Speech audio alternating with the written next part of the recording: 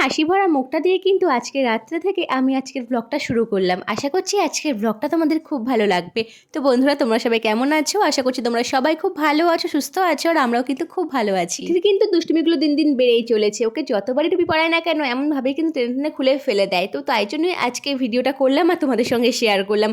তোমরা জানিও তো তোমাদের বাড়িতে পুচকু পুচকিটা কি এমন দুষ্টুমি করে থাকে, টুপি পরালেই খুলে ফেলে দেয়? তো অবশ্যই কিন্তু আমাকে জানিও। তো কালকে রাত্রে থেকে না আমার খুব পিঠে খেতে ইচ্ছে করছিল, যার জন্য কিন্তু মা আজকে সকালেই পিঠে করা শুরু করে দিয়েছিল।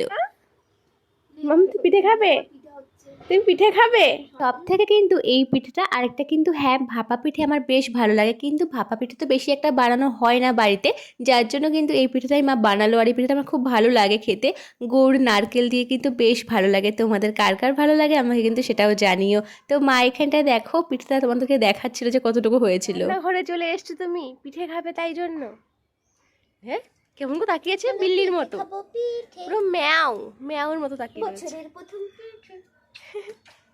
পিঠে খাবে, পিঠে পিঠে পিঠে খাবে বলে হাত বাড়াচ্ছে দেখো। আমারও খুব ভালো লাগে, মাম্মার খুব ভালো লাগে, তাই না মাম্মাম? হ্যাঁ, ওকে দেওয়া হবে না তো ওই জন্য হাত বাড়াচ্ছে। কি কি হয়েছে? আহা সরা পিঠেও কিন্তু বলে, আবার কিন্তু চিতল পিঠেও কিন্তু অনেকে বলে। তো আমরা কিন্তু চিতল পিঠেটাই বেশি বলি। তো এটা না একমাত্র উনুনেই খুব ভালো হয়, যার জন্য মা উনুনেই আজকে পিঠেটা করছিল। গরম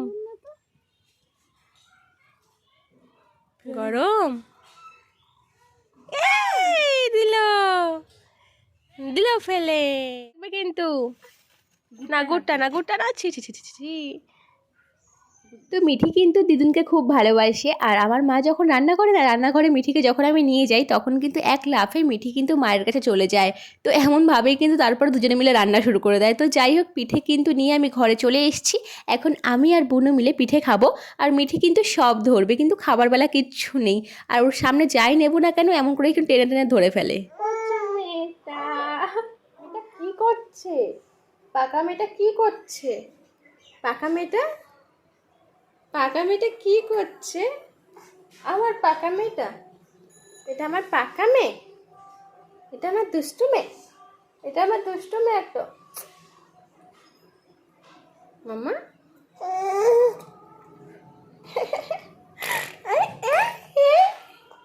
সারা দিন কিন্তু ম্যাডামের চোখে একটুও ঘুম নেই, চোখ পুরো লাল হয়ে গেছিলো, যার জন্য ভাবলাম স্নান করিয়ে দিই। স্নান করিয়ে দিয়ে আমি ওকে ঘুম পাড়িয়ে দেবো, কিন্তু ও আমাকে রাগ দেখাচ্ছে, কারণ ওকে নিয়ে আমি বসে আছি তাই জন্য, ওকে নিয়ে হাঁটছি না কেন তাই জন্য রাগ দেখাচ্ছে আমার উপরে।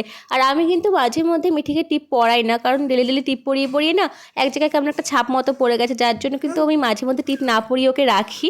আর বিকেলের দিকটাতে আমি আর বৌদি ভাবলাম ওখানে ঘুরতে যাব, যার জন্য রেডি হয়ে গেছিলাম। আর তারপরে চলে গেছিলাম, আমাদের সামনেই মেলা হচ্ছিল বাজারের পাশে, তো ওই মেলায় ওখানটায় চলে গেছিলাম আমি আর বৌদি। প্রায় 1.5 বছর পর বলতে গেলে আমি জিন্স পরলাম, 1.5 বছর মতন হয়ে গেছে আমি জিন্স পরিনি। তো যাই হোক, মেলাতে যাওয়ার আগে বাজারে এসেছিলাম, কারণ বৌদির কয়েকটা জিনিস কেনার বাকি ছিল, যার জন্য।